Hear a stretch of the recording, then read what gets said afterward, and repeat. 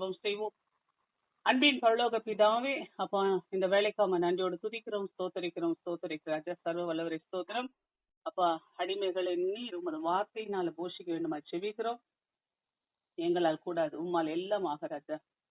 சத்தியாவியாகிய பரிசுத்தாவியானவரே, சகல சத்தியத்தில் எங்களை நடத்த வேண்டுமாய் செபிக்கிறோம். அது கல்வாரி ரத்தத்துக்குள்ள எங்களை தாழ்த்துக்கிற தகப்பனே, நீங்க எங்களோடு இடைப்படுங்க, நீங்க எங்களோடு பேசுங்கப்பா. அப்ப நாங்க கேட்கிறோம். இயேசுவின் நாமத்தில் நல்ல பிதாவே, ஆமென். வேதத்தில் அந்த ஜீவ கிரீடத்தை குறித்து நாம கடந்த வாரத்தில் பார்த்தோம். இப்பொழுது திமிர்னாவிலே சில கிரீடங்களை குறித்து நாம தியானிக்க போகிறோம். திமிர்னாவுக்கும் கிரீடத்துக்கும் ரொம்ப தொடர்பு உண்டு. பாத்தீங்கன்னா, சிமினா சபையானது ஆசியா மைனரில் உள்ள முக்கியமான ஒரு இடம். அது விளையாட்டுக்கென்று பெயர் பெற்ற இடம். விளையாட்டு வீரர்கள் எல்லாம் பல வகையான பந்தய விளையாட்டுகளில கலந்து கொண்டு தங்களுடைய தேசத்துக்கு பேர் புகழை கொண்டு வருகிற ஒரு இடமாக அந்த சிமினா, அது ஆசிய மைனர் பகுதியில ஒரு ஸ்பெஷல் இடமாக இருந்தது. இந்த விளையாட்டு வீரர்களோடு இந்த கிரீடங்களும் ரொம்ப ஒன்றுக்கொன்று தொடர்புடையதா இருந்தது. ஏன்னா வெற்றி வீரர்களுக்கு மலர்களும் அந்த இலைகளும் வைத்து கிரீடங்களை அமைப்பார்கள். அந்த நாட்கள்ல மலர்களும் இலைகளும் கொண்டு கிரீடங்கள் அமைப்பது வழக்கமா இருந்தது. அப்படியாக பார்க்கும் பொழுது கிரேக்க மொழியில 2 வார்த்தைகள், இந்த கிரீடங்களுக்கு 2 வார்த்தைகள் சொல்லப்படுது. ஒண்ணு டயடிமா. டயடிமா அதாவது இந்த கிரீடத்துக்கு என்ன பேரு, என்ன அர்த்தம் சொன்னாக்கா, அது அரசர்கள் அணியும் கிரீடம். டயடிமா அப்படின்றது அரசர்கள் அணியும் கிரீடம். இன்னொரு கிரேக்க வார்த்தையில சொன்னாக்கா ஸ்டெப்னோசிஸ் அப்படின்னு சொல்லிட்டு பேரு. ஸ்டெப்னோசிஸ் அதாவது இது வெற்றியின் சின்னம், வெற்றியின் சின்னம். இப்போ இந்த டயடிமா அரசர்களுக்குரிய கிரீடம். இந்த ஸ்டெப்னோசிஸ் அப்படின்றது வெற்றியின் சின்னம். இந்த சிமினா பாத்தீங்கன்னா வெற்றி பெற்ற கிறிஸ்துவர்களுக்கு கர்த்தர் அளிப்பேன் என்று சொன்ன கிரீடம் முதல் வகை உள்ள கிரீடம் அல்ல, இந்த 2வது வகை கிரீடம். அதாவது இந்த ஸ்டெப்னோசிஸ் அப்படின்ற அந்த வெற்றியினுடைய சின்னம் பலவிதமான கருத்துக்களை அடங்கி உள்ளது. அதாவது இயேசு கிறிஸ்து நான் தருவேன் என்று சொன்ன அந்த ஜீவ கிரீடம் இதற்கு ஒப்பான ஒரு கிரீடமாக இருக்கிறது. இப்போ பாத்தீங்கன்னா, சிமினாவுல ஆசிய கண்டத்துல பல விளையாட்டு இடங்கள் இருந்துச்சு. ஆசிய கண்டத்துல பாத்தீங்கன்னா இந்த சிமினாவிலேயே பல விளையாட்டு இடங்கள், பல விளையாட்டு அந்த ஸ்டேடியங்கள்லாம் இருந்துச்சு. இப்போ இந்த ஸ்டேடியத்துல ஓட்டப்பந்தயம் வைப்பாங்க, பல விதமான தடை தாண்டிய ஓட்டங்கள் வைப்பாங்க. இப்படி எல்லாம் பல ஓட்டங்கள்ல வச்சு பிரைஸ் எல்லாம் கொடுப்பாங்க. அப்படி பிரைஸ் கொடுக்கும் பொழுது அங்க ஒரு கிரீடம் வைப்பாங்க. அந்த விளையாட்டு முடிஞ்ச பிறகு அதுல பிரைஸ் வாங்குறவங்களுக்கு கிரீடம். அது எப்படி செய்திருந்தார்கள் என்றால், அந்த நாட்கள்ல இலைகளால பின்னப்பட்ட ஒரு கிரீடம். ஆனா நம்ம ஆண்டவர் இந்த சிமினாவையும் நம்முடைய வாழ்க்கை பயணத்தையும் நம்முடைய சபையையும் ஒப்பிட்டு சொல்லும் பொழுது ஆண்டவர் சொல்றார், அவர்கள் அந்த விளையாட்டு அரங்கத்துல ஓடி இலைகளால் பின்னப்பட்ட ஒரு கிரீடத்தை பெற்றுக் கொள்கிறார்கள். ஆனா உன்னுடைய வாழ்க்கை ஓட்டத்துல நீ வெற்றி பெறும் பொழுது ஆண்டவர் உனக்கு ஒரு கிரீடத்தை வைத்திருக்கிறார். பவுல் சொன்னது போல, நல்ல போராட்டத்தை போராடினேன், என்னுடைய ஓட்டத்தை ஓடி முடித்தேன், விசுவாசத்தை காத்துக்கொண்டேன், எனக்காக நீதியின் கிரீடம் வைக்கப்பட்டிருக்கு. நீதியின் கிரீடம். இப்போ ஓடி முடிக்கிறவர்களுக்கு இந்த உலகத்துல கிரீடம். ஆனா விசுவாச ஓட்ட ஓடின நமக்கோ நீதியின் கிரீடம் ஆண்டவர் வைத்திருக்கிறார். அதாவது இந்த கிரீடத்துல ஆண்டவர் நமக்கு ஒரு கம்பாரிசனை கொடுக்கிறார் பாருங்க. அதே போல பாத்தீங்கன்னா, சிமினால அநேக ஆண்டுகள் அமைதி காப்பாளராக பணியாற்றி ஓய்வு பெற்ற அரசு அதிகாரிகள், அவர்களுக்கு ஒரு கிரீடம் வைக்கப்படுகிறது. அப்படி வைக்கப்படும் பொழுது அவர்களுக்கு முடிசூட்டுகிற மாதிரி ஒரு கிரீடம் வைக்கப்படும். அதாவது வெற்றியோடு அவர்களுடைய பணியை முடித்தார்கள், ஒரு காப்பாளர் பணியை முடித்தார்கள், அந்த செக்யூரிட்டி ஜாப் நல்ல விதமா முடிச்சுட்டு போனாங்க அப்படி சொல்லிட்டு அவங்களுக்கு ஒரு தலையில ஒரு கிரீடத்தை முடிசூட்டி அனுப்புவார்கள். ஏன்னா சிமினால எல்லாத்துக்குமே பாத்தீங்கன்னா கிரீடம் வைப்பாங்க. சிமினால எல்லாத்துக்கும், விளையாட்டுக்கு மட்டும் அல்ல, ஓய்வு பெற்று போகும்போதும் சரி, கிரீடத்துக்கும் சிமினாவுக்கும் அவ்வளவு ஒரு சம்பந்தம். ஏன்னா எல்லாவற்றுக்கும் ஒரு கிரீடம். ஒரு விருந்துக்கு போனா கூட கிரீடம் தான். அதுதான் ஆண்டவர் சொல்றாரு, இந்த சிமினாவையும் இந்த கிரீடத்தையும் நமக்கு ஒப்பிட்டு சொல்கிறார். இவர்கள் முடிசூட்டி அவர்களை பாராட்டுகிறது ஒரு வழக்கமா இருந்துச்சு. அவங்க வெற்றியோடு அவர்கள் தங்கள் பணிகளை முடித்து போகும் பொழுது ஒரு பாராட்டு விழாவை நடத்தி அவர்கள் தலையில கிரீடம் வச்சு அனுப்புவாங்க. ஆண்டவராகிய இயேசு கிறிஸ்து சொல்றாரு, தனக்கு உண்மையாய் சேவை செய்கிறவர்கள், அதாவது ஆண்டவருக்கு என்று ஓடி முடிக்கிறவர்களுக்கு ஆண்டவர் ஜீவ கிரீடத்தை தருவேன் என்று சொல்கிறார். அவருக்கென்று உண்மையாய் ஓடுகிறவர்களுக்கு மகிமையின் கிரீடங்களை தருகிறார். அநேக கிரீடங்களை ஆண்டவர் வச்சிருக்கிறார். அதாவது உண்மையான சேவையாளனுக்கு பாத்தீங்கன்னா, ஊழியக்காரனுக்கு வாடாத கிரீடம், வாடாத மகிமையின் கிரீடம் ஒன்று வைக்கப்பட்டிருக்கு. இப்ப பார்த்து அடுத்தது பாத்தீங்கன்னா, சிமினால ஒரு விருந்து செய்யறாங்கன்னு வச்சுங்களேன். ஒரு விருந்து, அந்த விருந்துக்கு போகும் பொழுது கூட பாத்தீங்கன்னா அந்த ஆடை அலங்காரத்தோட செல்வாங்க. அப்படி போகும் பொழுது அந்த இடத்துல ஆடை அலங்காரத்தோட செல்லும் பொழுது அவர்கள் அந்த விருந்துல பங்கெடுக்கும் பொழுது கூட கிரீடம் அணிஞ்சுக்கிட்டு போவாங்க. சிமினாவில விருந்து சாப்பிட போகும்போது கூட கிரீடம் அணிஞ்சுட்டு போவாங்க. இது பார்க்கும் பொழுது நம்ம ஆண்டவராகிய இயேசு கிறிஸ்து என்ன செய்றாரு, நமக்கு ஒரு கல்யாண விருந்து ஒன்று, கடைசியில ஆட்டுக்குட்டியானவருடைய கல்யாண விருந்து ஒன்று நமக்காக ஆயத்தம் பண்ணப்பட்டிருக்கிறது. அதற்கு ஆண்டவர் என்ன செய்றார், எல்லாரையும் வரவேற்கிறார். வரவேற்கும் பொழுது அவரிடம் அநேக கிரீடங்கள் இருந்தது என்று நம்ம பாக்குறோம். வெளிப்படுத்தின விசேஷத்துல பாத்தீங்கன்னா அவரிடம் அநேக கிரீடங்கள் இருந்தது. மணவாட்டி சபையை வரவேற்கும் பொழுது அநேக கிரீடங்கள் அவரிடத்தில் இருந்தது என்று நாம் பாக்குறோம். ஆகவே நம்ம ஒவ்வொருவருக்கும் கிரீடத்தை கொடுத்து விருந்து ஒண்ணு அழைக்கிறவராய் இருக்கிறார். நம்முடைய பிதாவாகிய தேவனுடைய சமூகத்துல ஒரு பெரிய விருந்து நமக்காக வைக்கப்பட்டிருக்கிறது. அது ஆட்டுக்குட்டியானுடைய கல்யாண விருந்து என்று சொல்லப்படுகிறது. மணவாட்டி சபைக்கும் ஆண்டவராகிய இயேசு கிறிஸ்துக்கும் ஒரு திருமணம் அங்கே நடக்க போகிறது. அந்த மணவாட்டிகளாக நம்ம எல்லாரும் அங்க போய் உட்கார போகிறோம்.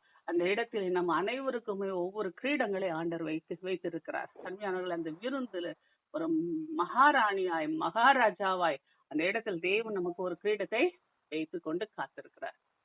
அடுத்ததாய் பார்க்கும் பொழுது சின்ன மக்கள் எல்லாம் பாத்தீங்கன்னா, கடவுளை தொழுது கொள்வதற்கு ஒரு ஆலயத்துக்குள் நுழையும் போது கூட, ஒரு விக்கிரக கோயிலுக்குள்ள நுழையும் பொழுது கூட பாத்தீங்கன்னா, அவன் என்ன செய்யறா, ஒரு கிரீடம் வச்சுக்கிட்டு தான் போவான். ஒரு மலர் கிரீடமோ ஏதாவது ஒரு கிரீடத்தை வச்சுட்டு போவான்.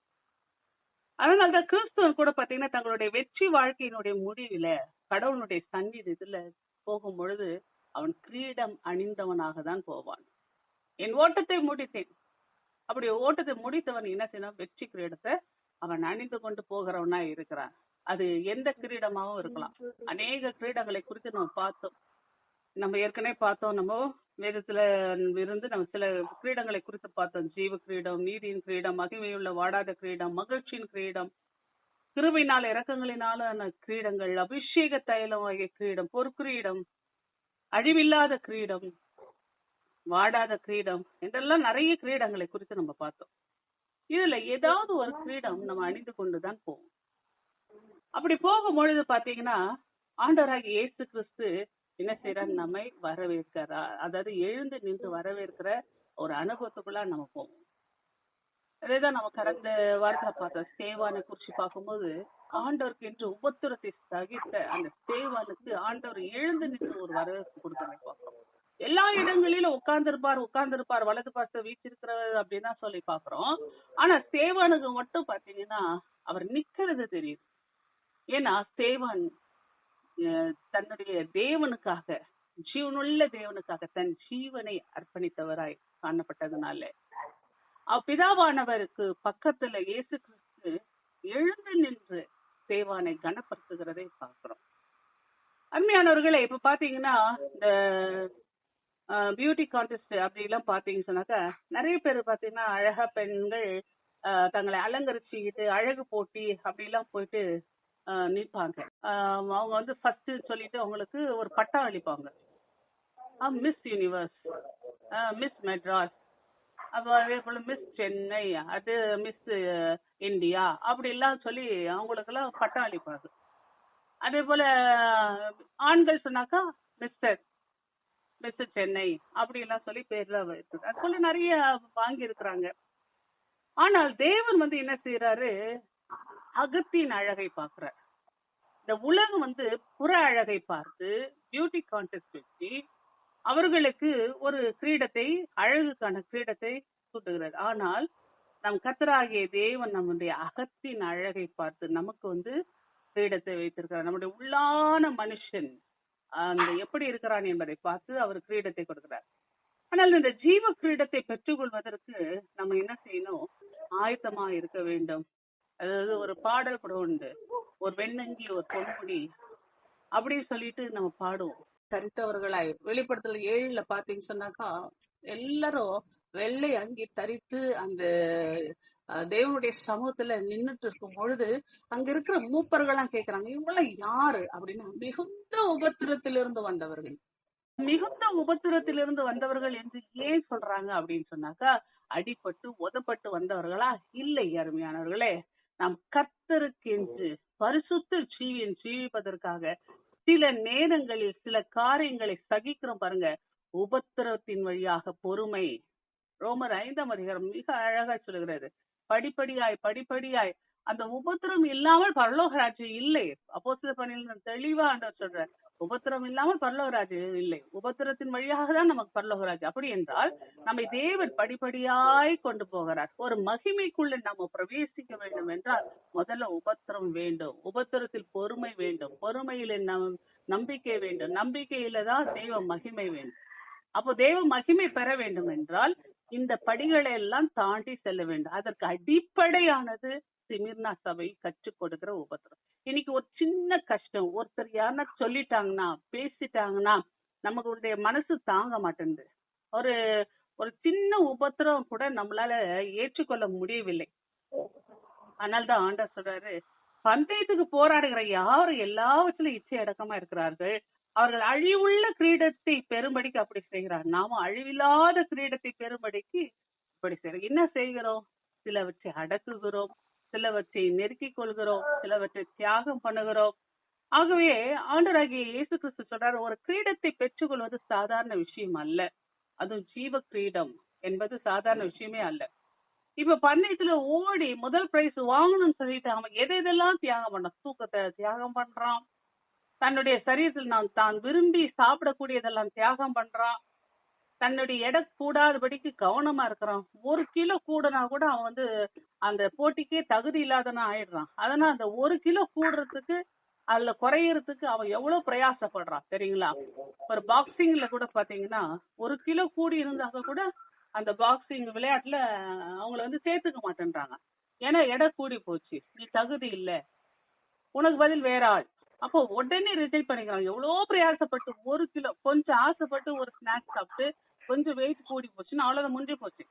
அதனால அவர்கள் என்ன நிறைய தியாகம் செய்ய வேண்டியிருக்கு. ஆகவே அவர்கள் சாப்பாட்டை தியாகம் பண்றாங்க, தூக்கத்தை தியாகம் பண்றாங்க. ஆனா அழிவில்லாத கிரீடத்துக்கு நாம எதை தியாகம் பண்ணுகிறோம்? அருமையானவர்களை, நாம் இந்த உலகத்தை சார்ந்தவர்கள் அல்ல. இன்னைக்கு இந்த உலகத்தை சார்ந்தவர்களே அல்ல என்பதை முதல்ல நாம புரிந்து கொள்ள வேண்டியது அவசியமா இருக்கிறது. பாருங்க, அதனால தான் ஆண்டவர் சொல்றாரு 1 பேதுரு 5ஆம் அதிகாரம் 4வது வசனத்துல, அப்படி செய்தால் பிரதான மேய்ப்பர் வெளிப்படும் போது மகிமையுள்ள வாடாத கிரீடத்தை பெறுவீர்கள். நம்ம கர்த்தருக்கு என்று நாம பிரயாசப்படும் பொழுது மகிமையுள்ள கிரீடத்தை, அந்த வாடாத கிரீடத்தை நாம் பெற்றுக்கொள்ள முடியும் என்று ஆண்டவர் சொல்கிறார். ஆகவேதான் அப்போஸ்தலர் பேதுரு சொல்றது போல அந்த மகிமையுள்ள வாடாத கிரீடம் அது ஆண்டவருக்கு என்று உண்மையாய் ஓடுகிறவர்களுக்கு கிடைக்கக்கூடியது, உண்மையாய் தேவனுக்கு என்று வாழ்கிறவர்களுக்கு கிடைக்கக்கூடியதா இருக்கிறது, உழைக்கிறவர்களுக்கு கிடைக்கக்கூடியதா இருக்கிறது, ஊழியம் செய்கிறவர்களுக்கு கிடைக்கக்கூடியது, ஒரு நல்ல மேய்ப்பனுக்கு கிடைக்கக்கூடியதா இருக்கிறது. அதே போல கர்த்தர் தம்மிடத்தில் அன்பு கூறுகிறவர்களுக்கு வாக்குத்தத்தம் பண்ணின ஜீவ கிரீடத்தை பெறுவான். அப்போ ஆண்டவர் நமக்கு வாக்குத்தத்தம் பண்ணிருக்கிறார், ஜீவ கிரீடத்தை கொடுப்பேன் என்று. அப்போ ஆண்டவர் அன்பு செய்கிறவர்களுக்கு, அப்போ தேவன் அன்பு செய்கிற அளவுக்கு நான் நடக்க வேண்டும். அப்போ அந்த ஜீவ கிரீடம் என்பது நமக்கு ஒரு வாக்குத்தத்தம். ஆனா அதுக்கு ஒரு நிபந்தனை என்னன்னா அன்பு. அந்த அன்பை கூட தேவன் நம்முடைய இருதயத்துல ஊற்றி இருக்கிறார். தேவ அன்பு, ரோமர் 5ஆம் அதிகாரம் 5வது வசனம், தேவ அன்பு பரிசுத்தாவினால் நம்முடைய இருதயத்தில் ஊற்றப்பட்டிருக்கிறார். அந்த அன்பை நாம ஒவ்வொரு நாளும் தக்க வைத்துக் கொண்டு நாம் அவரை அந்த அன்புல நிலைத்திருக்கும்படிக்கு அவரை அன்பு செய்கிறவர்களை நாம் மாற வேண்டும். ஒவ்வொரு நாளும் அந்த அன்பு நம்மிடத்தில் குறையாதபடிக்கு பார்த்துக்கொள்ள வேண்டும். தேவ அன்பு, பிறர் அன்பு, ரெண்டும் பிரதான கட்டளையே. பைபிள்ல இருக்க பிரதான கட்டளையே 2 தான். ஒன்று பிறர் அன்பு, அடுத்தது இன்னொன்று இறை அன்பு. இறை அன்பு தான் ஃபர்ஸ்ட். எல்லாவற்றுக்கும் மேலாக நம்ம இறைவனை நேசிக்க வேண்டும்.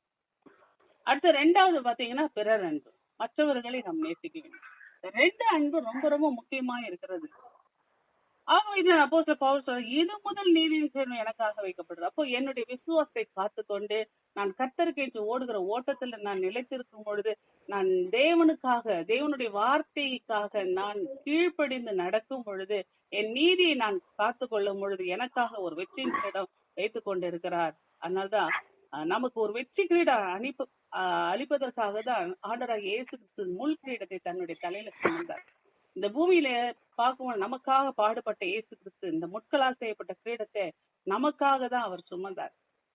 அந்த தலையில இருக்கிற அந்த அந்த முள் கிரீடம் நாம பொற்கிரீடம் அணிவதற்கும், ஜீவ கிரீடம் அணிவதற்கும், வாடாத கிரீடம் அணிவதற்கும், கனத்துக்குரிய எல்லா கிரீடங்களை அணிவதற்கும் தகுதியாக இந்த பூமியில நமக்காக நம்முடைய பாவங்களை எல்லாம் அவர் சுமந்து அந்த முற்கிரீடத்தினாலே அவர் எல்லாவற்றையும் ஜெயித்து முடித்தார்.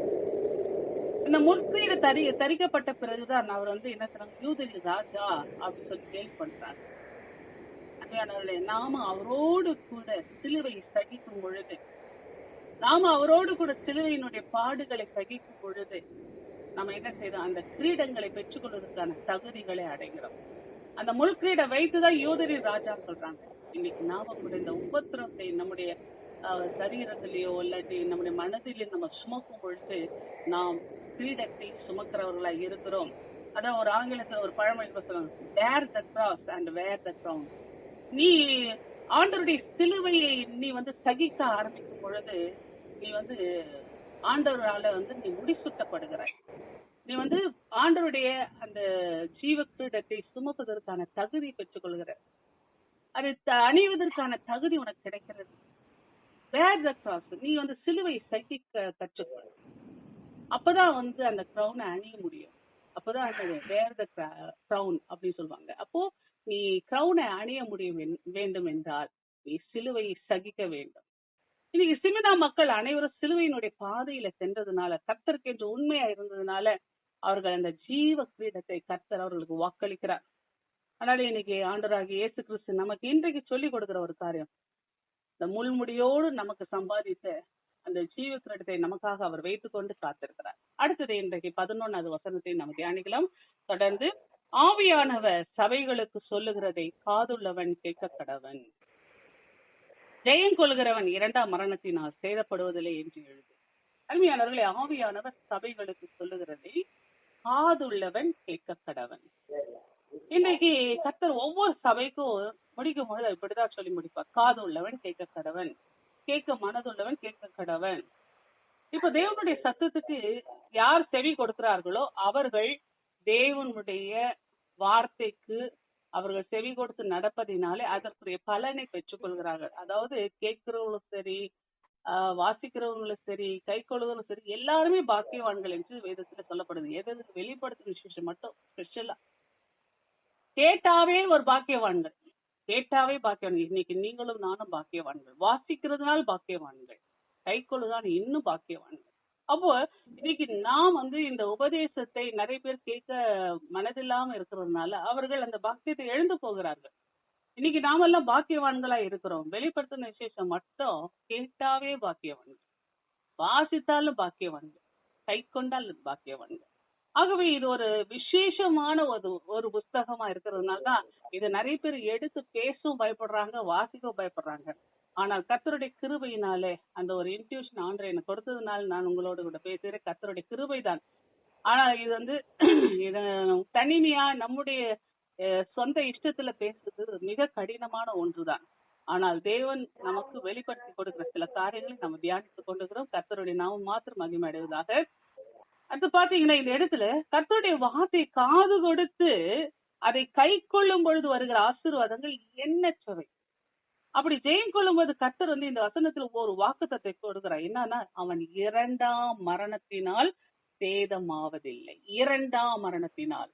இதை குறித்துதான் நம்ம சற்று அதிகமாய் ஆழமாய் தியானிக்க ஆண்டவர் நம்மை அழைத்திருக்கிறார். அருமையானவர்களே, மரணம் என்று பார்க்கும் பொழுது 3 வகையான மரணங்கள் இதுல சொல்லப்படுகிறது.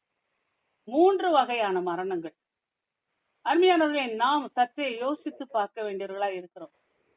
இந்த உலகத்திலே நம்ம 3 வகையான மரணங்களுக்குள்ளாக கடந்து போகிறோம். ஒன்று சரீர மரணம், 2வது ஆவிக்குரிய மரணம், மூன்றாவது நித்திய மரணம். இந்த சரீர மரணமானது எல்லாருக்குமே வரக்கூடியது இந்த சரீர மரணம். சாதாரணமா வயது ஆன உடனே உடல் தளர்ந்து போய் நம்ம எல்லாரும் மறிக்கிறோம். அது சரீர மரணம் என்று நம்ம பாக்குறோம். இப்ப பாத்தீங்கன்னா இது விபத்துகளால நிறைய பேர் மறிக்கிறாங்க, அது சரீர மரணம். வியாதினால மறிக்கிறாங்க, சரீர மரணம். பல நிகழ்ச்சிகளில உயிர் பிரிகிறது, இது சரீர மரணம். ஆனால் இந்த சரீர மரணமானது இது எப்படி உண்டானது? இது எல்லாருக்குமே இது நியமிக்கப்பட்ட ஒன்றா இது இருக்கிறது. இது எப்படி என்று நம்ம ஒவ்வொன்றா நம்ம தியானிக்கலாம். அல்ல பார்க்கும் பொழுது இந்த சரீர மரணம் கூட எப்போது ஏற்படுத்தப்பட்டது என்று பார்க்கும்போது ஆதியாகமத்துல நம்ம வாசிக்கும் பொழுது தேவனாகிய கர்த்தர் மனுஷனை பூமியை மண்ணினாலே உருவாக்கி ஜீவ சுவாசத்தை அவன் நாசியிலே ஊதினார், மனுஷன் ஜீவாத்மானான். நல்லா கவனிக்கணும், ஜீவ சுவாசம். அந்த ஜீவ சுவாசம் ஊதப்பட்ட மனுஷன் அப்பவே முடிவில்லா வாழ்வுக்கு தகுதி உள்ளவனா இருக்கிறான். ஆனால் இந்த ஜீவ சுவாசம் உள்ள அந்த மனுஷன் ஜீவனோடு இல்லாதபடிக்கு, அவன் கடைசி வரைக்கும் ஜீவனோடு இல்லாதபடிக்கு செய்ய வேண்டும் என்று தந்திரத்தோடு அந்த பிசாசானவன் என்ன செய்யறான்? இந்த ஆதி பெற்றோர்கிட்ட அவர்களை சந்தித்து பேசி அவர்களை இந்த பாவத்துக்கு உட்படுத்துறான். நீ சாகவே சாவாய் என்று சொன்னதுல பொய், நீ சாக மாட்டாய் என்று சொல்லி அவர்களை வஞ்சித்து அவர்கள் அந்த கீழ்ப்படியாமை என்ற ஒரு பாவத்துக்குள்ள கொண்டு வந்த பிறகு அவர்கள் என்ன செய்யறாங்க? அந்த பழத்தை சாப்பிட்டு தேவனை விட்டு விலகுகிறார்கள். அவர்கள் தேவனுடைய ஜீவன் நித்தியமாய் ஜீவனோடு இருக்கக்கூடிய அவர்களுடைய சரீரத்துல அந்த ஜீவன் போய்விட்டது, வெறும் சுவாசம் மட்டும் இருக்கிறது. அந்த இடத்துல ஜீவனும் சுவாசமும் ஒன்றாய் இருந்த நிலைமையில் அவர்கள் நித்தியமாய் ஜீவன் பெற்றவர்களாய் காணப்பட வேண்டிய அவர்கள் அந்த ஜீவனை இழந்ததினாலே வெறும் சுவாசம் உள்ளவர்களாய் மாறினார்கள். சரீரத்தில மட்டும் அவர்கள் சுவாசம் உள்ளவர்களாய் மாறினார்கள். ஜீவன் அவர்களை விட்டு போய்விட்டது. அப்படி என்றால் இந்த பிசாசு சொன்னது சரியா? அவர்கள் சாகவில்லையே அப்படின்னு நம்ம நினைச்சாக்கா, அருமையானவர்களே, ஆண்டவராகிய இயேசு கிறிஸ்து நமக்கு தெளிவா சொல்லுகிறார், அவர்கள் அதை புசிக்கும் நாளிலே சாகவே சாவா என்று ஆதியாகமம் 2:10 சொல்லும் பொழுது கர்த்தர் சொன்னது நடந்தது. எதுல நடந்தது என்றால் அவர்கள் ஆவிக்குரிய மரணம், 2வது சொல்லப்பட்ட அந்த ஆவிக்குரிய மரணம் நடந்து விட்டது. அவருடைய ஆத்துமாவில் இருக்கிற ஆவி, அந்த ஜீவன் பிரிந்து விட்டது. அந்த ஆத்துமா கோமா ஸ்டேஜுக்கு போயிடுச்சு. அந்த ஆத்துமா அவர்களுடைய கோமா ஸ்டேஜுக்கு போயிடுச்சு, டெத் கண்டிஷனுக்கு வந்து விட்டது. இப்போ ஒரே மனுஷனால் பாவமும், ரோமர் 5ஆம் அதிகாரத்துல 12ஆம் வசனத்துல சொல்லியிருக்கிறபடி ஒரே மனுஷனாலே பாவமும் பாவத்தினாலே மரணமும் உலகத்திலே பிரவேசித்தது போல. அப்போ ஒரே மனுஷனால் பாவம் வந்தது, பாவத்தினாலே மரணம் வந்தது. அப்ப என்ன மரணம் அப்படி என்றால் அந்த இடத்திலே தேவன் அனுமதித்தது அந்த ஆத்மீக மரணம், ஆவிக்குரிய மரணத்தை அவன் சந்தித்தான். அப்ப என்றால் அந்த சரீரம் மரணத்துக்கு உட்படவில்லையா அப்படி என்று பார்த்தால், அருமையானவர்களே, அவர்கள் அந்த சரீரத்திலே ஜீவனோடு இருக்கிற மாதிரிதான் இருக்கிறது. ஆனால் அந்த மரணமும் அவர்களுக்கு தள்ளி போடப்பட்டதை தவிர அந்த மரணமும் அவர்களுக்கு உண்டு. ஏன்னா அந்த சரீரத்துக்குரிய மரணம் அவர்களுக்கு வாழ்நாளை குறுக்கி அவர்களை அந்த சரீர மரணத்தை தேவன் அனுமதித்து இருக்கிறார். அப்ப அந்த அனுமதித்து அவர்களுக்கு என்ன செய்யற, நாட்களை என்னும் அறிவுக்குள்ளாக அவர்களை வைத்து விட்டார். அதனாலதான் சங்கீதக்காரன் சொல்றான், சங்கீதம் 90:12, நாங்கள் ஞான இருதயம் உள்ளவர்களாகும்படி எங்கள் நாட்களை என்னும் அறிவை எங்களுக்கு போதித்தருளும். நாட்களை என்னும் அறிவு. ஏன் இந்த நாட்களை என்னும் அறிவு? என் சரீரம் ஒரு நாள் சாக போகிறது, என் சரீரம் ஒரு நாள் மரிக்க போகிறது. அந்த நாளை நான் எண்ணி எண்ணி எண்ணி நான் என் ஆத்துமாவில இழந்து போன அந்த ஆவியை பெற்றுக்கொள்ள வேண்டும்.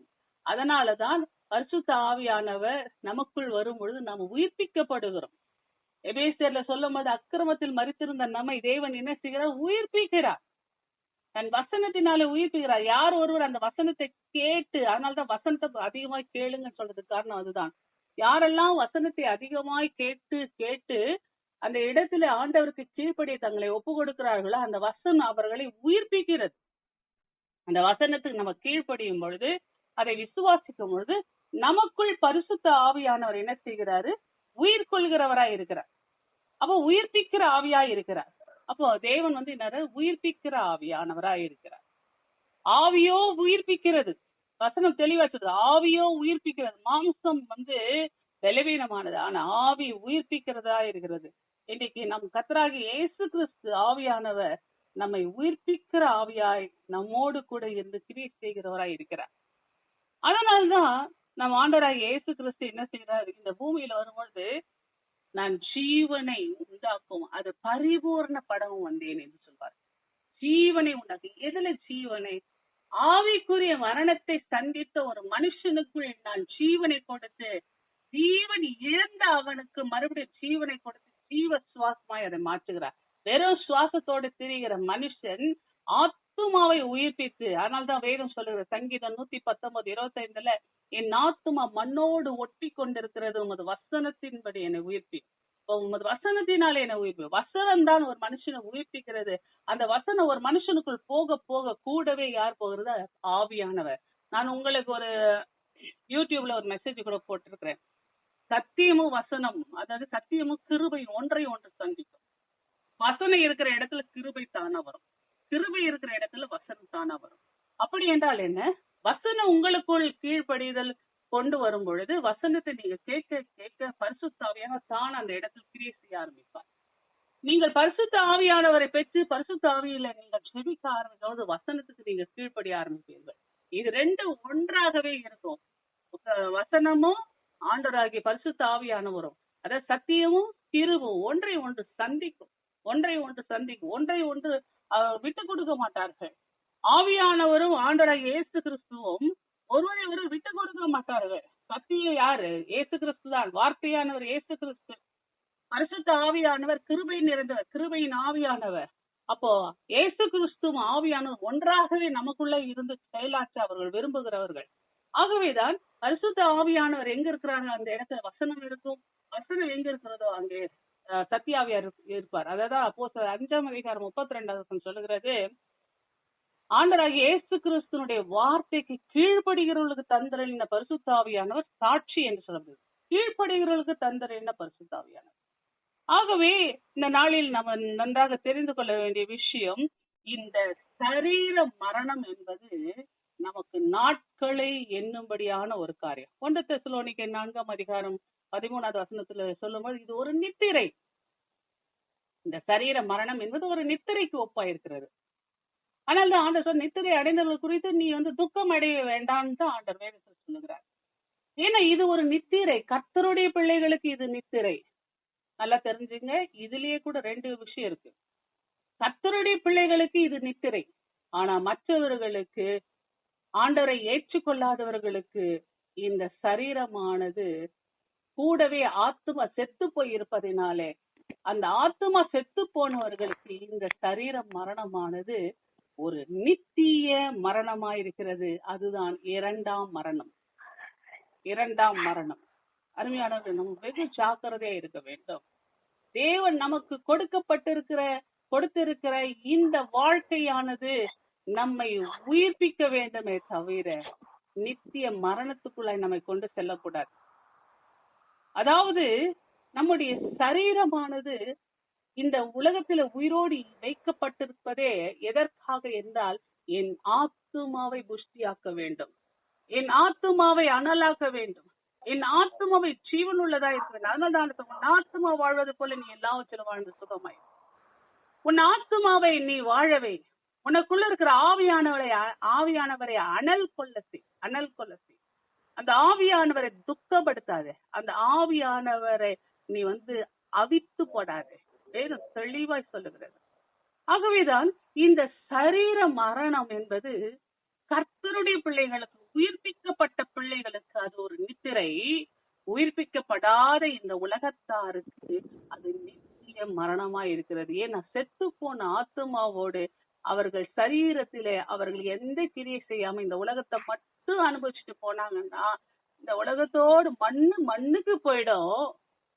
தேவன் தந்த ஆவி தேவனிடத்துல போகும், தேவன் தந்த ஆவி அவங்க கிட்ட இல்லையே, அப்ப என்ன ஆகும்? செத்து போன ஆத்துமா சரீரத்துல மண்ணோடவே போய் சேர்ந்துரும். அப்போ தேவன் தந்த ஆவி ஒரு மனுஷத்துக்கு இருந்தாதான் அந்த தேவன் தந்த ஆவியானவர் அவனுக்குரிய ஆத்துமாவை தேவனிடத்தில் கொண்டு போய் ஒப்படைப்பார்.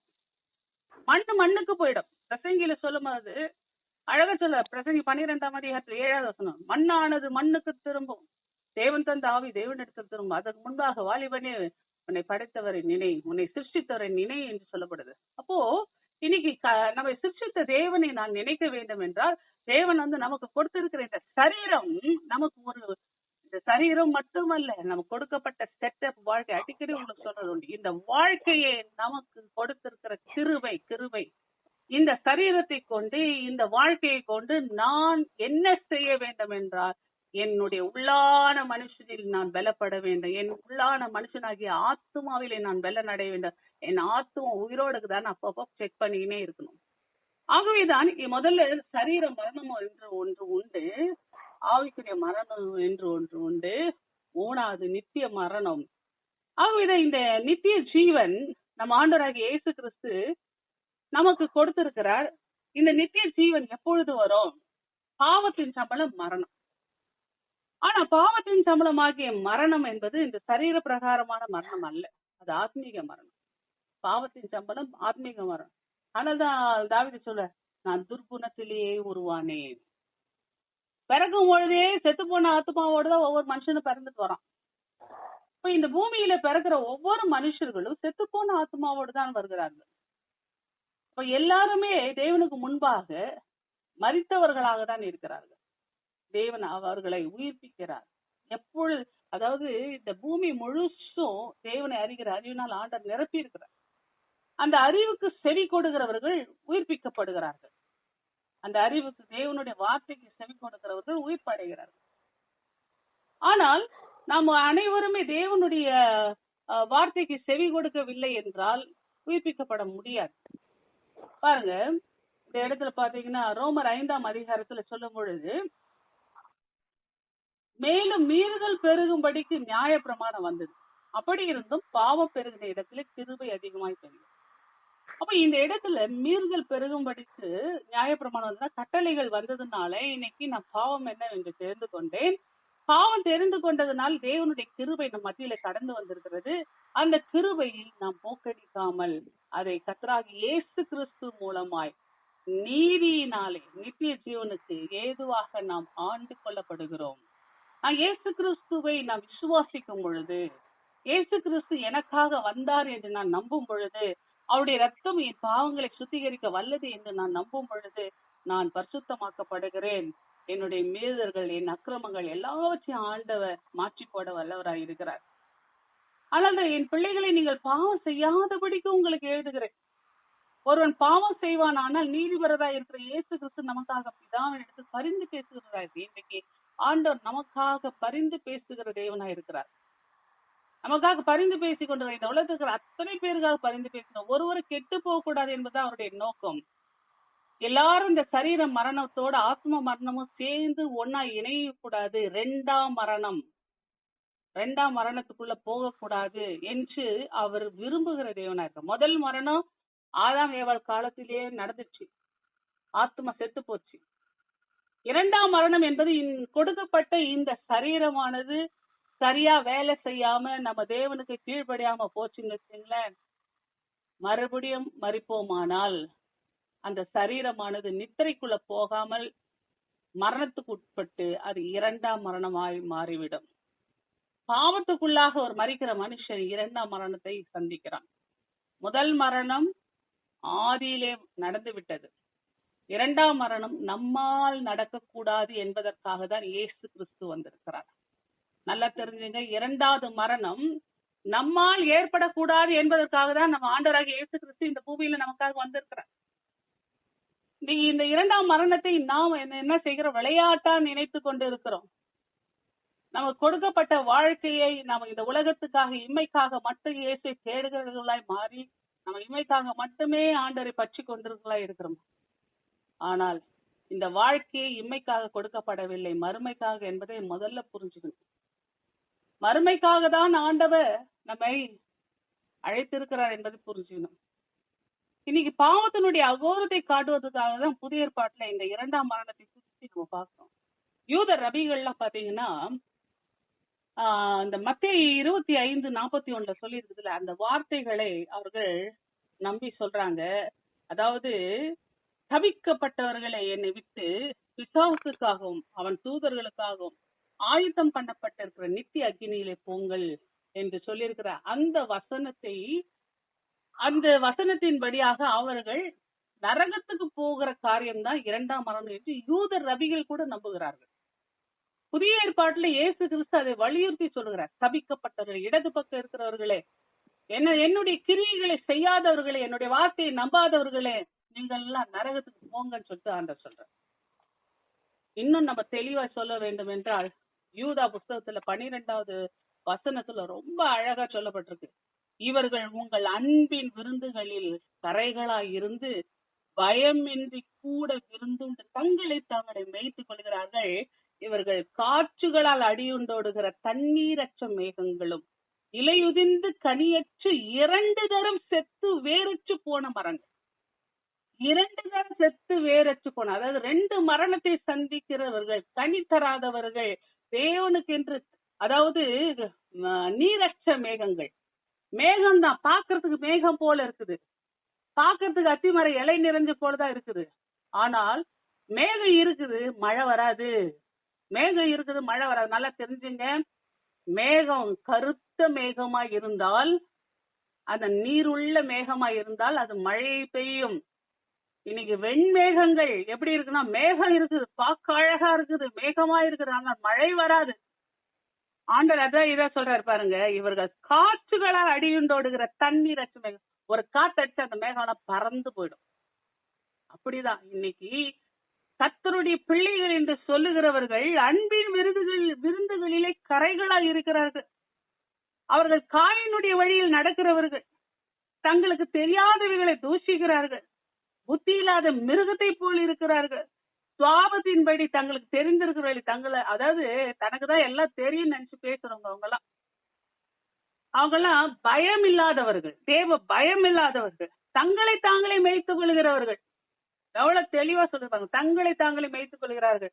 அவங்க என்ன செய்வாங்களாம், தங்களுக்கு நானே ராஜா நானே மந்திரி அப்படின்ற மாதிரி தங்களை தாங்களே மேய்த்துக் கொள்கிறவர்கள். இவர்கள் இலை உதிர்ந்த கனி எடுத்து போனவர்கள். இலையும் இல்ல, கனியும் இல்ல, 2 தரம் செத்து போனவர்கள். எவ்வளவு அழகா சொல்லப்படுது பாருங்க. 2 தரம் தாய் வயிற்றுல பிறக்கும் போதே செத்துதான் பழைக்கிறோம், செத்துதான் பிறக்கிறோம்.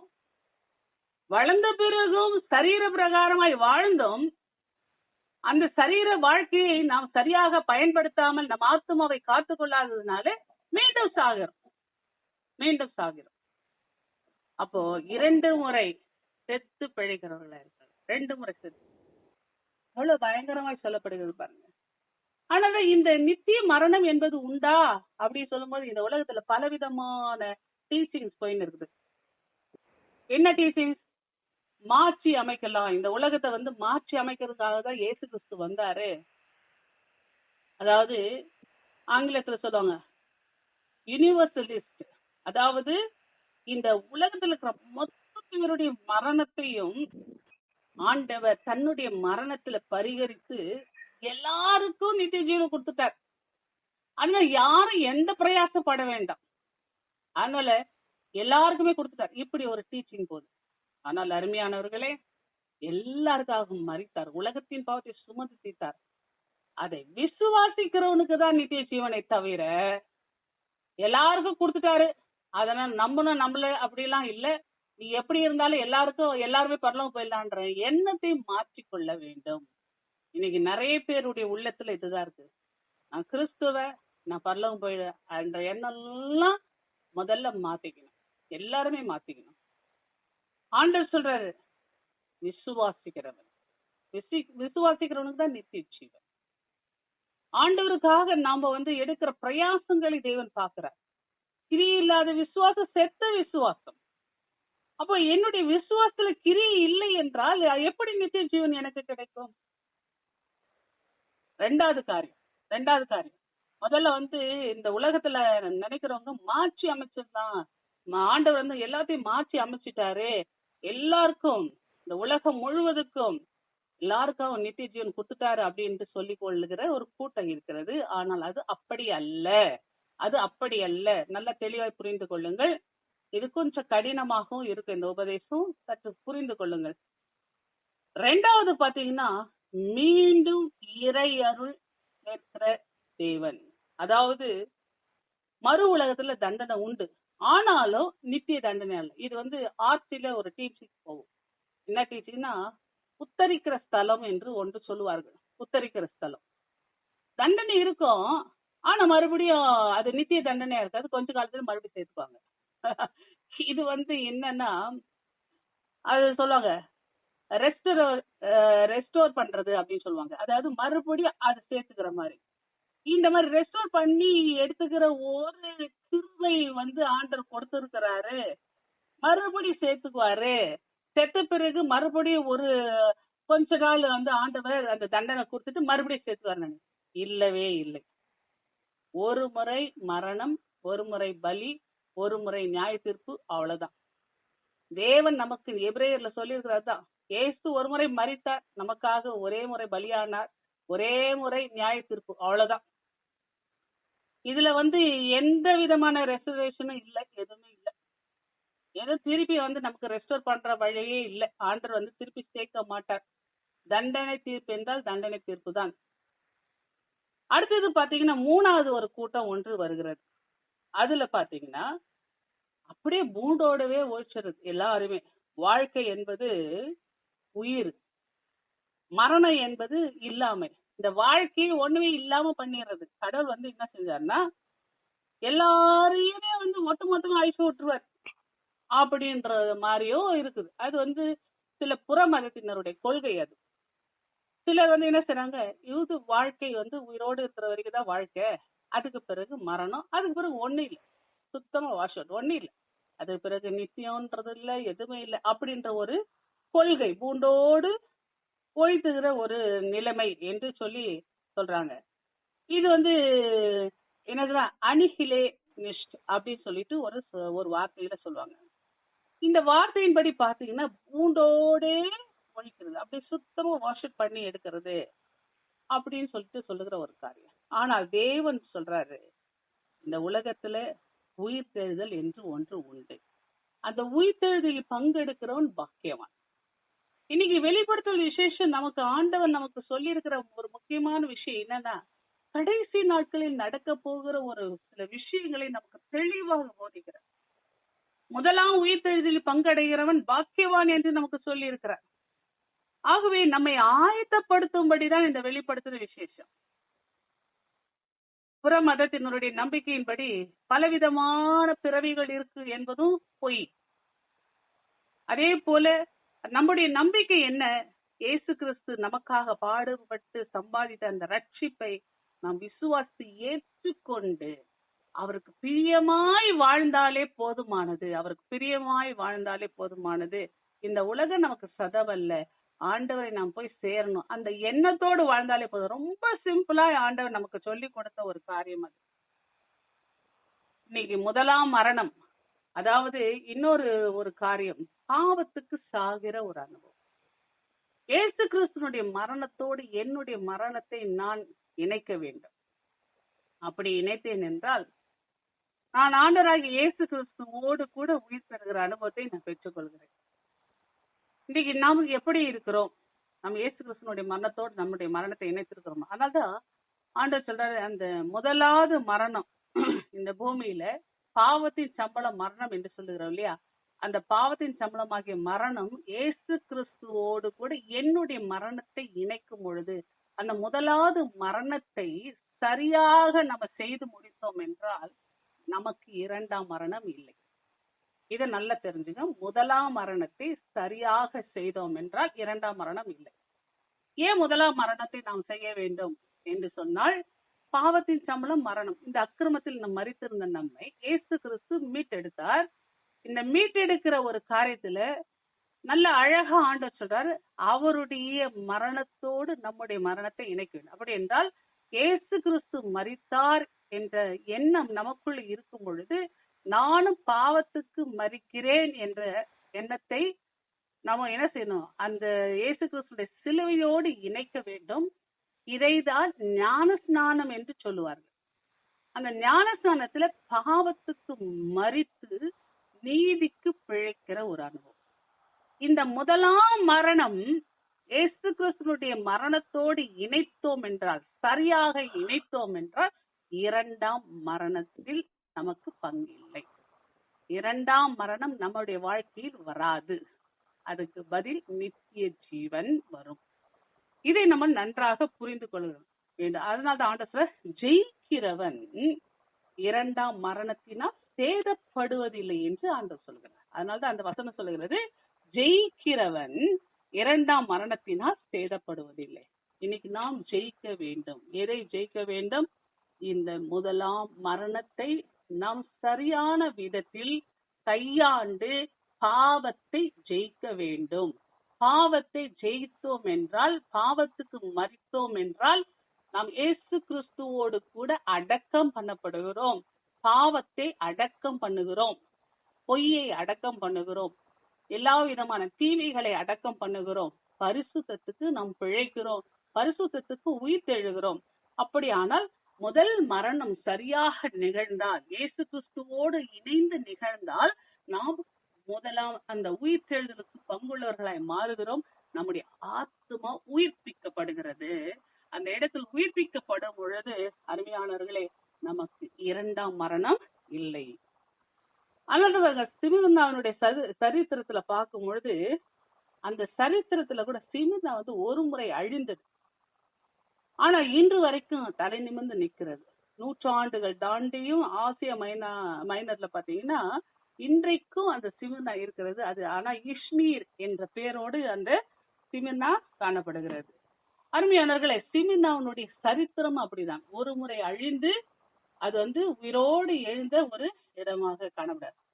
அந்த அழிந்த இடமும் தெரியாமல் கற்குயில் தான் இருக்குது. எபேசு பாத்தீங்கன்னா, எபேசுனுடைய சரித்திரத்தை பாத்தீங்கன்னா, எபேசு அழிந்த இடமா இருக்குது. ஆனா சிமிர்னா மட்டும் உயிர் பெற்ற சபை. அதனால்தான் சிமிர்னா எந்த குறையும் இல்லாத ஒரு சபை என்று சொல்லப்படுகிறது.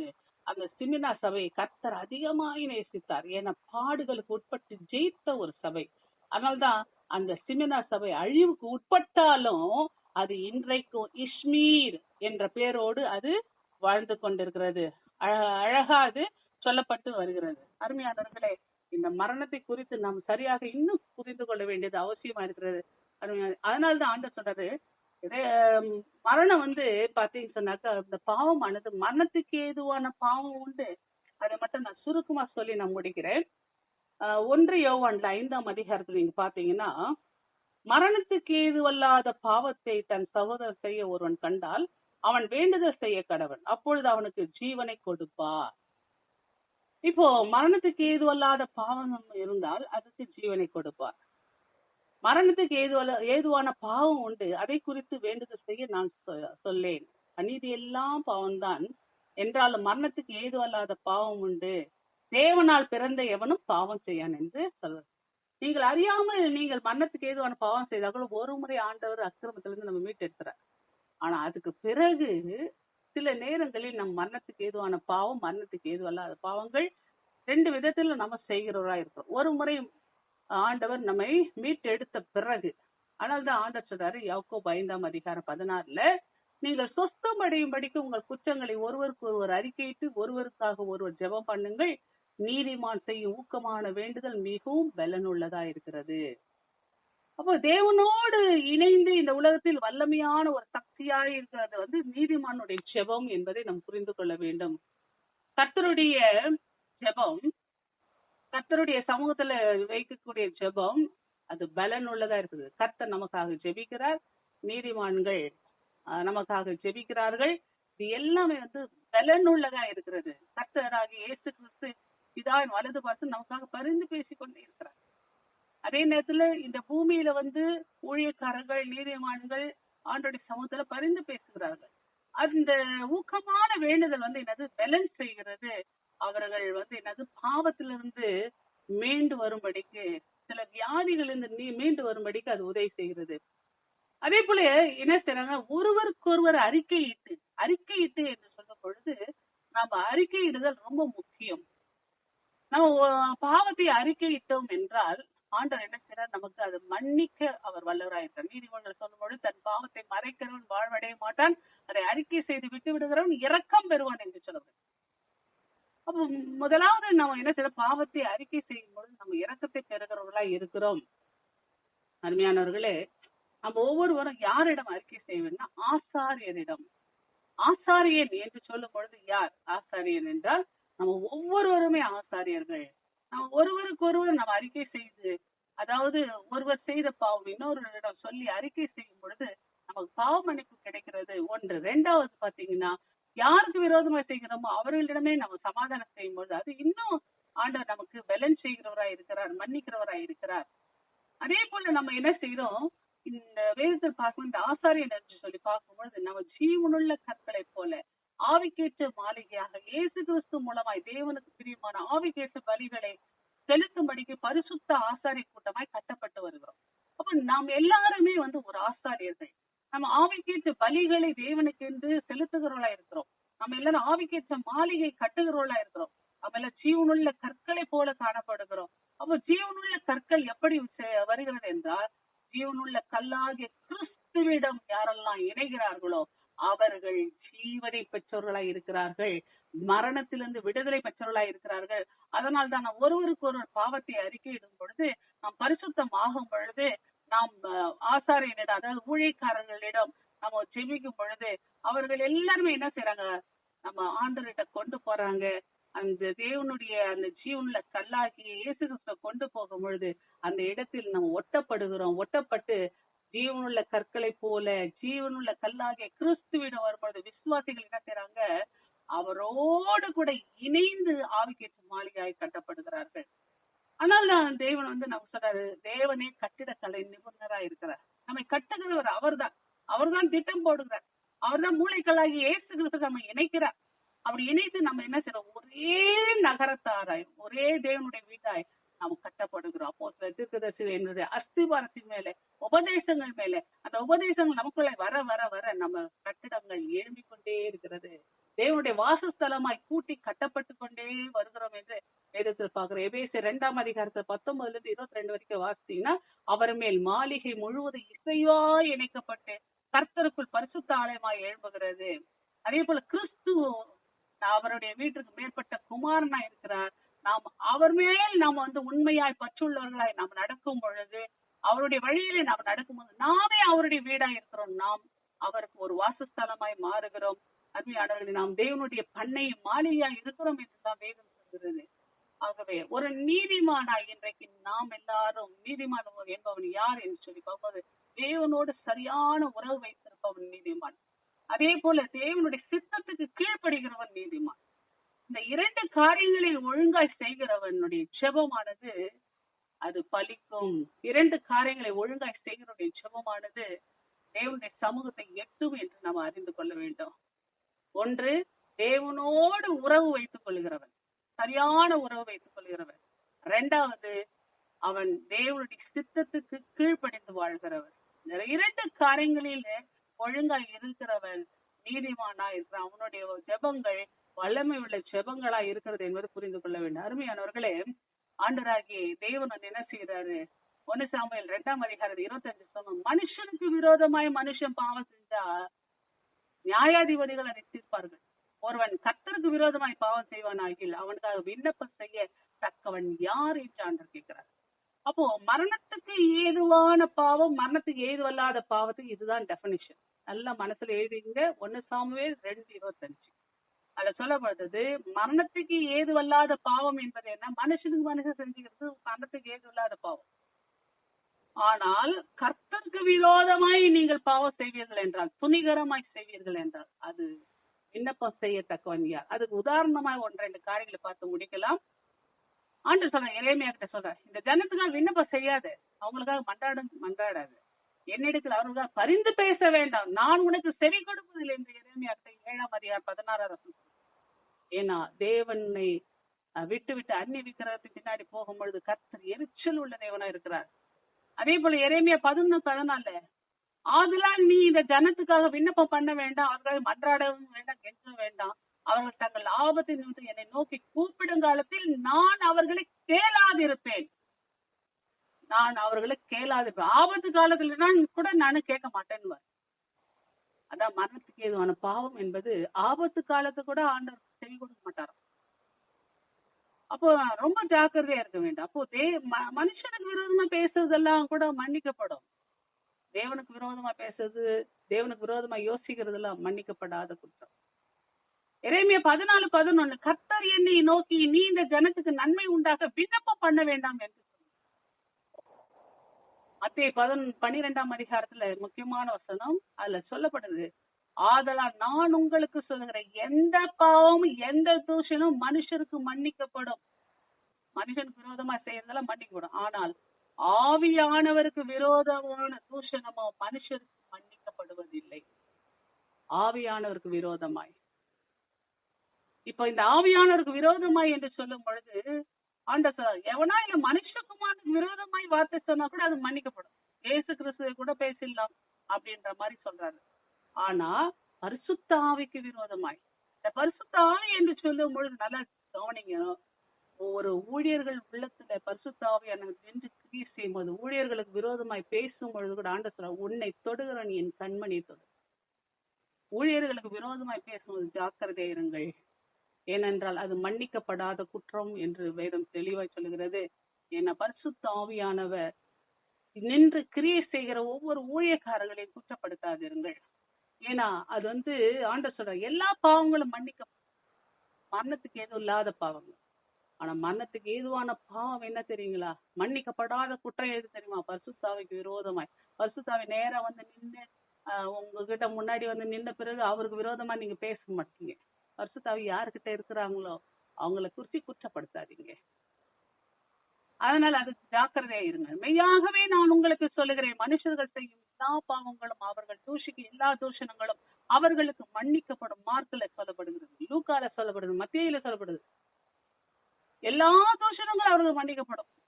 ஒருவன் பரிசுத்த ஆவிக்கு விரோதமாய் தூஷணம் செய்வானாகில் அவன் என்றென்றைக்கு மன்னிப்படையாமல் நித்திய ஆக்கினை பெறுவான், நித்திய ஆக்கினைக்குள்ளாக இருப்பான்.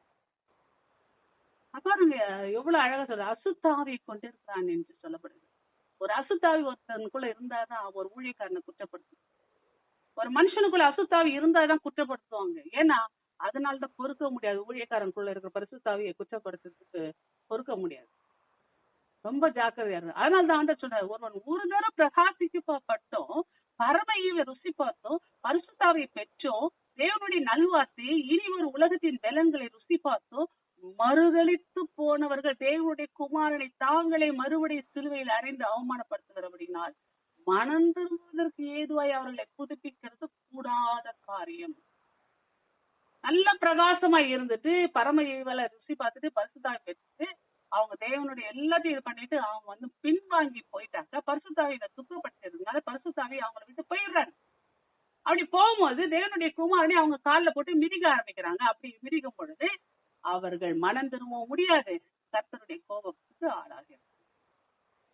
அதனால கர்த்தர் நமக்கு இன்னைக்கு சொல்லுகிற ஒரு நல்ல ஒரு விஷயத்தை புரிந்து கொள்ள வேண்டும். 2 பேர் 2ஆம் அதிகாரத்துல சொல்லும் பொழுது சொல்ற, கர்த்தர் ரட்சகமா இருக்கிற இயேசு கிறிஸ்துவை அறிகிற அறிவினாலே உலகத்தின் அசுத்தங்களுக்கு தப்பினவர்கள் மறுபடியும் அவைகளில் சிக்கி கொண்டு ஜெயிக்கப்பட்டால் அவர்களுடைய பின்னிலைமை முன்னிலைமையிலும் கேடுள்ளதாயிருக்கும். இன்னைக்கு நம்ம ஒரு முறை ரட்சிக்கப்பட்ட பிறகு நம்முடைய ரட்சிப்பை காத்து கொள்ள வேண்டியது அவசியமா இருக்கிறது. நமக்குள்ள கொடுக்கப்பட்ட பரிசுத்தாவியானவரை காத்துக்கொள்ள வேண்டியது அவசியமா இருக்கிறது. இந்த பரிசுத்தாவை துக்கப்படுத்துவதும் தூக்கி போடுறதும் நம்மிடத்தில் இருந்தது என்றால் நாம் மன்னிக்க முடியாத குற்றத்தை செய்கிறோம், மரணத்துக்கு ஏதுவான குற்றத்தை செய்கிறோம். நல்லா தெரிஞ்சுங்க, மரணத்துக்கு ஏதுவில்லாத பாவம் ஒன்று உண்டு, மரணத்துக்குரிய பாவம் உண்டு. மரணத்துக்குரிய பாவம் என்பது என்ன? கர்த்தருக்கு விரோதமான காரியங்கள். கர்த்தருக்கு விரோதமான காரியம் என்பது என்ன? பரிசுத்தாவியை தூஷிக்கிறதும் பரிசுத்தாவிக்கு விரோதமா நடக்கிறதும் உங்களுக்கு கொடுக்கப்பட்ட ரட்சிப்பை அலட்சியம் பண்ணிட்டு உங்களுக்குள் கொடுக்கப்பட்ட ரட்சிப்பு என்று சொன்னா உங்களுக்குள் கொடுக்கப்பட்ட அந்த பரிசுத்த ஆவியை அலட்சியம் பண்ணிட்டு நீங்கள் நடக்கிற விஷயங்கள் எல்லாம் அது தேவனுக்கு விரோதமான காரியம், மரணத்துக்குரிய காரியமா இருக்கிறது. ஆகவே இந்த நாளில கேட்ட இந்த சத்தியத்தை நன்றாக புரிந்து கொள்ளுங்கள்.